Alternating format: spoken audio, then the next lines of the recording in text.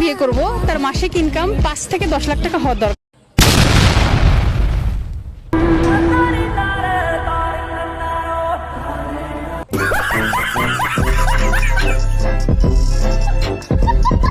সামনে কোরবানির ঈদ, বড় ভাইরা সিদ্ধান্ত নিয়েছে যে ঈদে তাদের বউ নিয়ে করবে। তো তাদের জন্য আমি পাত্রী দেখা শুরু করেছি।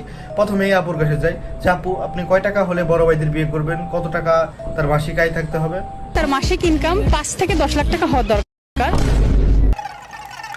5 লাখ টাকা? বাংলাদেশে ভাই সরকারি যে সরকার তার বেঁধে দিত 1,20,000 টাকা।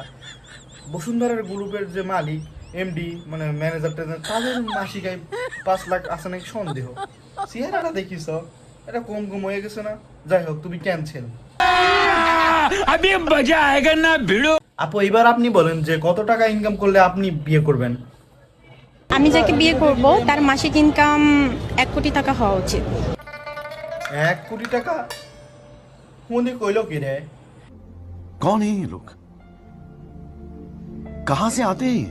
বাংলাদেশে যে সব থেকে বেশি ঘুষ খায়, সে ঘুষ খাইতে খাইতে 9 মাসের গর্ভবতী মহিলার মতন পেট এত উঁচু করে বলছে। 1 কোটি টাকা যদি ঘুষ খাই মানে বেতন পায়, তাহলে তার পেট কত বড় হবে ভাবতে পারছেন? হাতিয়ে তো ফেল করবে। আর যাই হোক, তোমার তো বাংলাদেশের মানুষ বিয়ে করতে পারবে না, তোমার লাগবে অনেক মানে বিলিয়নিয়ার। रहा नहीं जाता, तड़प ही ऐसी है ना। ফোন লাগায় মুকেশ আম্বানির কাছে, ইলন মাস্ক। আপনি যে নম্বরে কল করেছেন সেটা এই মুহূর্তে অন্য কলে ব্যস্ত আছে। ব্যস্ত আছে, ওদের ফোন ব্যস্ত। এবার আসছে একমাত্র এর উপযুক্ত পাত্র হলো আমাদের CR7 মানে লোলান্দো ভাই, লোলান্দো। मारो मुझे, मारो मारो मुझे, मारो मारो। नहीं ये मजाक हो रहा है, 1 सेकंड यार। ওরে ফোন করা যাক। হ্যাঁ, সেও বিয়ে করবে না রে ভাই? এর কম হইলে হবে না আপু? না, এর কম হলে হবে না। আচ্ছা, আর একটা কথা বলে যান, আপনার যে 1 কোটি টাকা প্রত্যেক মাসে ইনকাম করা লাগবে, আপনার বিয়ে করবে কিসের জন্য? কারণ আমার রূপ যৌবন আছে, তো এই জন্য সে আমাকে বিয়ে করবে। আমি কি কোনো দিক দিয়ে কম নাকি?